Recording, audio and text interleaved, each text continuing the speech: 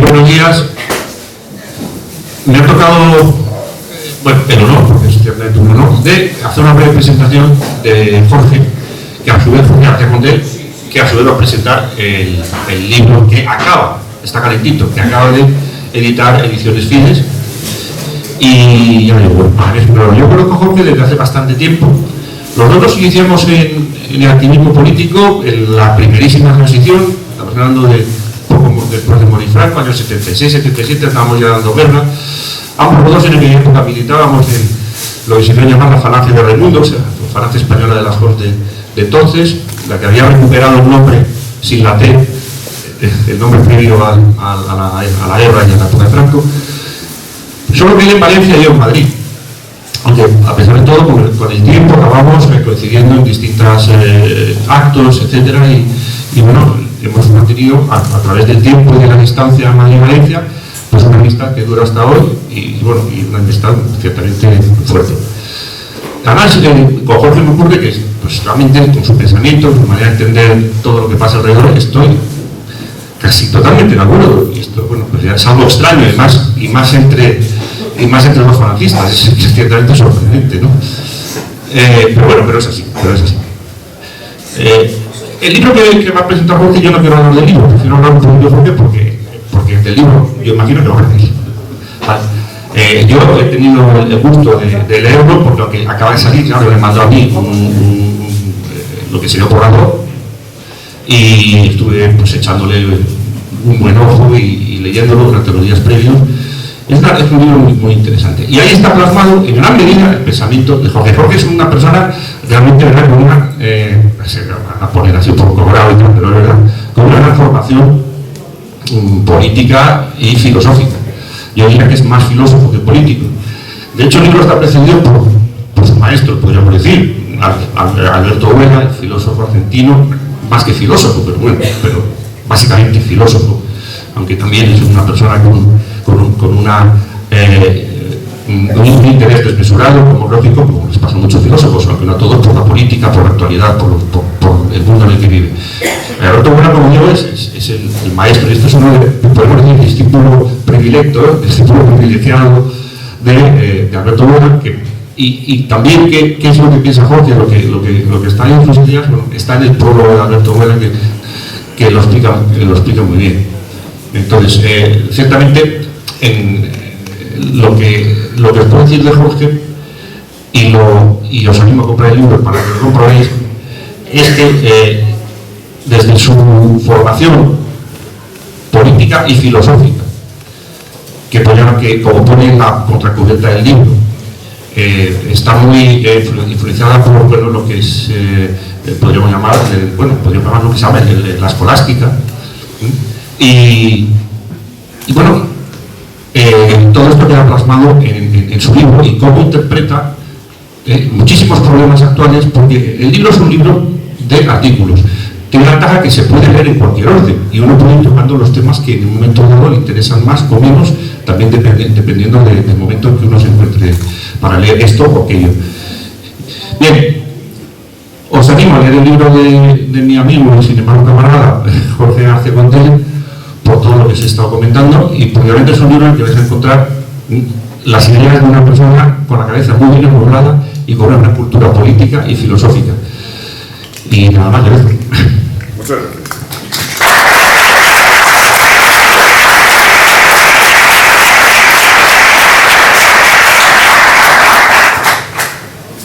Gracias, Jorge. Buenos días, bienvenidos, como diría el rockero Miguel Ríos. Es obligado en estas ocasiones empezar con un capítulo de agradecimientos, y el primer agradecimiento lógicamente tiene que ser para mi introductor, para Jorge Álvarez. Aprovecho la ocasión para desmentir el rumor que ha circulado de que tengamos algún tipo de relación con los Jordis. No tenemos ningún tipo de vinculación. ¿Seguro? No, seguro. Bien, gracias, querido amigo y eficacísimo introductor. En el capítulo de agradecimientos, por supuesto, no puede faltar la gratitud a Ediciones Fides y a Juan Antonio Paz, que ahora mismo no le veo, pero imagino que estará así por ahí detrás. Que evidentemente Dentro del área de la política y del pensamiento disidentes, pues cumple un papel insustituible en la España de hoy. Ojalá llegue un día en que Ediciones Fides no sea tan referente obligado como lo es hoy. Sería una buena señal, pero lo cierto es que a fecha de hoy Ediciones Fides cumple un papel, te digo, insustituible, y hay que reconocerlo y hay que agradecerlo, sobre todo por arriesgarse constantemente con títulos, desde luego, nada comerciales, e incluso aventurándose a publicar autores noveles, como es mi caso. Y en último lugar, dentro de los agradecimientos, pues me considero obligado a mencionar al progresista, a Alberto Buela, a quien ya ha hecho referencia Jorge Álvarez.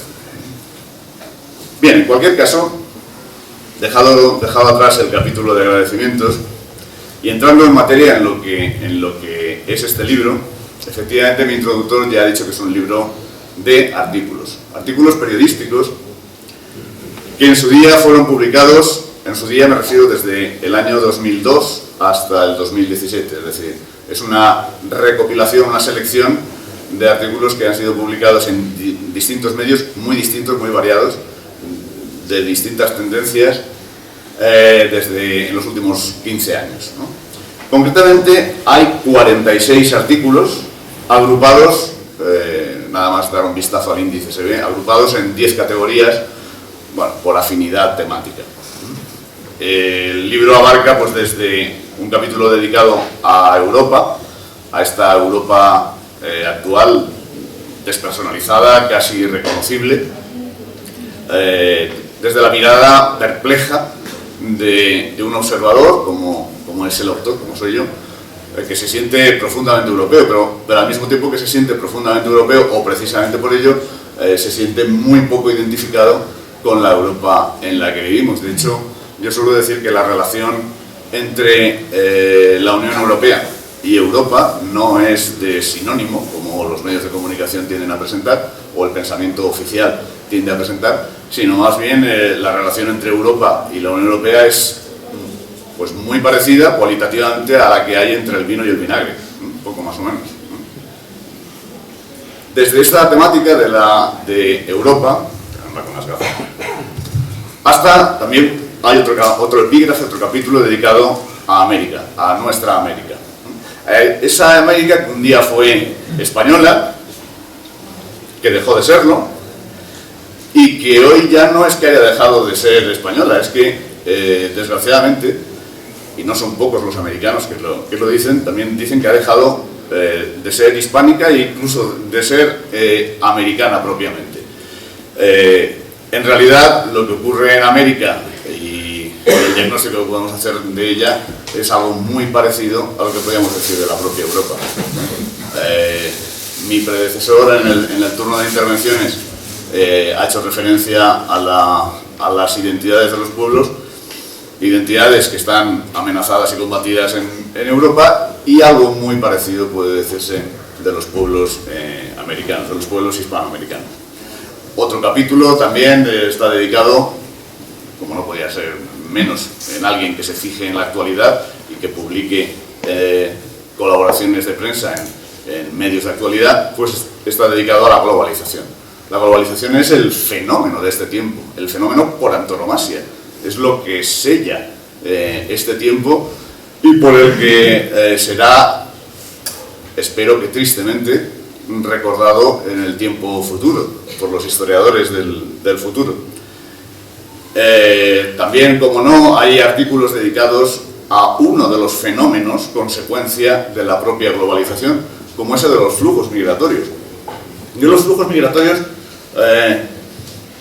los suelo comparar al tráfico negrero, al tráfico de esclavos en siglos precedentes. Lo que pasa es que hay que reconocer que los dueños del mundo actual han mejorado sustancialmente la rentabilidad del tráfico negrero, porque antiguamente el tráfico negrero era un negocio, y además un negocio de riesgo, que implicaba poner en juego medios materiales importantes, desde el momento de la captura de los africanos hasta su traslado a las costas occidentales de África y su embarque en barcos europeos hasta llevarlos a América, bueno, indudablemente eso suponía un coste, una inversión altísima.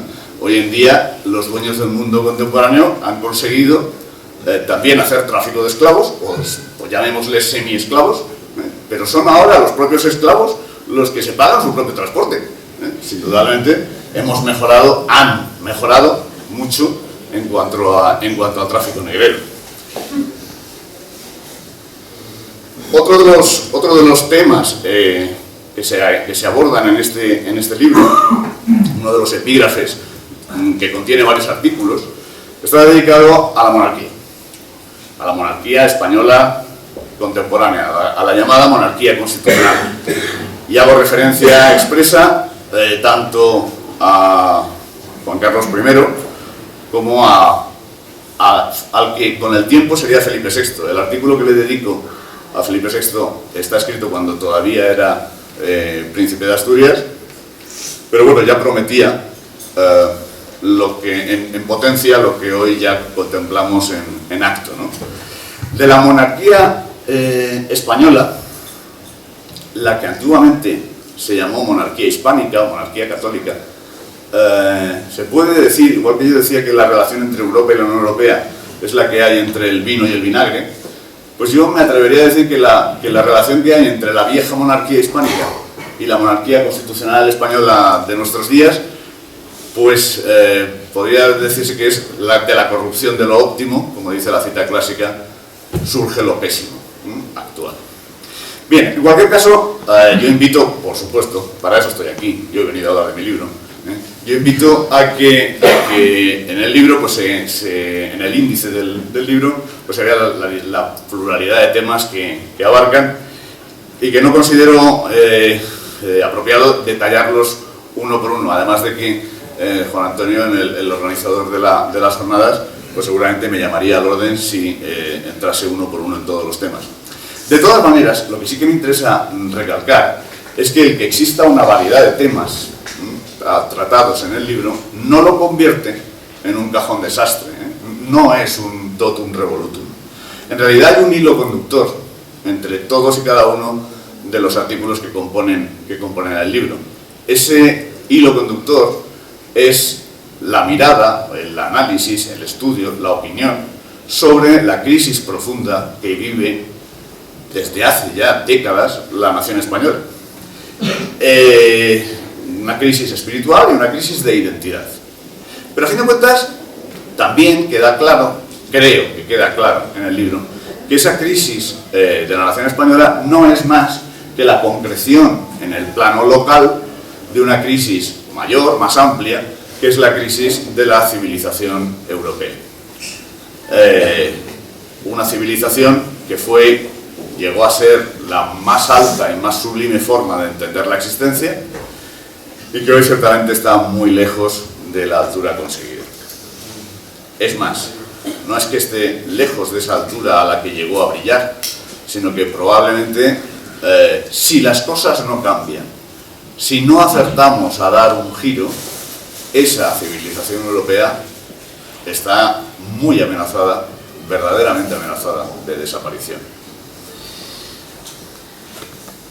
He dicho que este libro no es un totum revolutum, pues sigamos diciendo cosas que no es. No es tampoco un ensayo. Un ensayo es el análisis de un problema y, una vez desmenuzadas sus causas y sus posibles consecuencias, se enuncia una tesis, ¿no?, sobre él, sobre ese problema. Bueno, esto no es exactamente así. Ya he dicho que son un conjunto de reflexiones elaboradas a lo largo de los últimos 15 años. Las hay que son más reposadas y más extensas en cuanto a número de páginas. Las hay que están más dictadas por la urgencia periodística. Y dicho lo que no es, diremos lo que sí es este libro.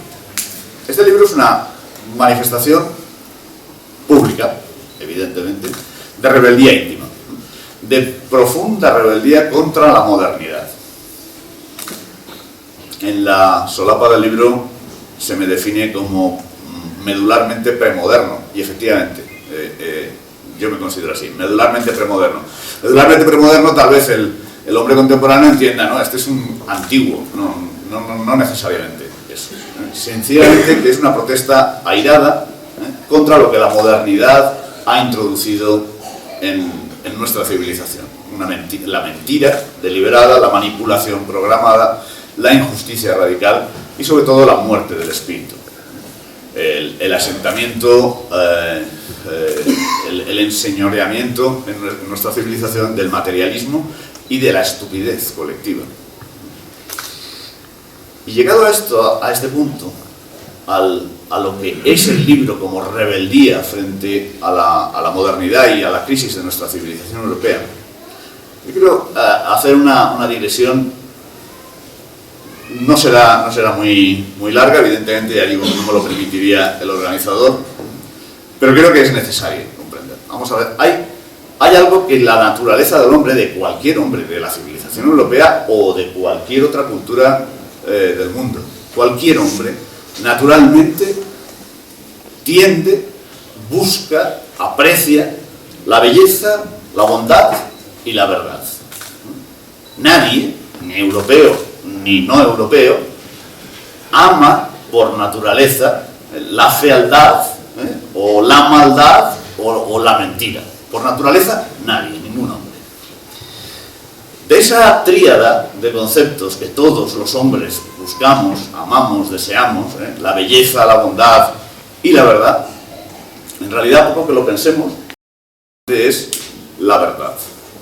La verdad por la sencilla razón de que nos ilumina sobre los otros dos, sobre la belleza y la bondad. La verdad nos indicará qué es bello y qué es bueno. Si desaparece la verdad, los otros dos, belleza y bondad, quedan oscurecidos. Bueno, pues justamente esto que acabo de decir, tan sencillito y tan cortito, esto es el gran esfuerzo y el gran logro de la civilización grecolatina, que con el tiempo la llamaríamos civilización europea. Lo que ellos enunciaron como rerum cognoscere causas, conocer las causas de las cosas, supone conocer la verdad integral, conocer la realidad de las cosas y conocer lo que es, lo que verdaderamente es, incluido aquello que es por excelencia, el ser por excelencia, la divinidad o Dios. Este fue el objeto de la civilización europea, y esto es lo que yo vindico o pretendo vindicar bajo la forma aparentemente sencilla de artículos de prensa.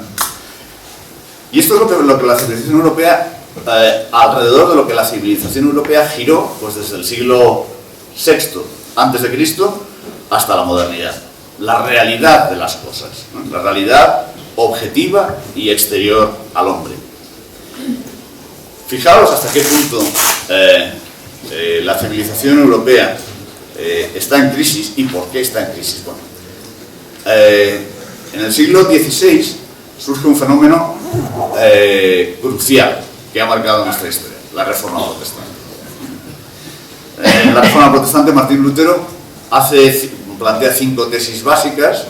Yo me voy a fijar en 2 brevísimamente, además ya Juan Antonio me ha dado el toque de atención. Y Lutero plantea 5 tesis. Sola escritura, solo la escritura, la Sagrada Escritura es válida, solo la fe salva, solo sirve la gracia de Dios, solo Cristo es el referente y solo la gloria debe darse a Dios. Bien, yo me he fijado en las 2 primeras, que han tenido un resultado tremendo, yo diría que demoledor, en la civilización europea. Sola escritura y sola fide. ¿Qué significaba para Lutero y qué ha llegado a significar en nuestro mundo moderno? Para Lutero sola escritura significaba que solo contaba la Biblia, no el magisterio de la Iglesia, que todos los fieles pueden leer la Biblia, entender lo que la Biblia dice e interpretarla, y todos, ricos y pobres, sabios e ignorantes, son iluminados por el Espíritu. Esto es lo que ha pasado a conocerse como libre examen. Bien, pues a poco que lo pensemos, esto es el germen, la semilla del igualitarismo, del anti-aristocratismo, de la igualación por abajo, y en definitiva es la base de la democracia. Todas las opiniones son exactamente iguales y cuentan exactamente lo mismo. Por su parte, la segunda tesis de Lutero, la sola fide, para él significaba que el cristiano alcanza la justificación, o sea, la salvación, que va al cielo, gracias a su creencia, a su fe, solo, sin necesidad de buenas obras. Bien, esto era lo que Lutero planteó en el siglo XVI, pero ha sido el germen de la hipocresía, de distinguir por un lado lo que se piensa y se cree de lo que se hace, la hipocresía social institucionalizada y política también, es el origen del subjetivismo radical, del individualismo, y por supuesto es el germen de lo que sería el liberalismo y el capitalismo posteriores.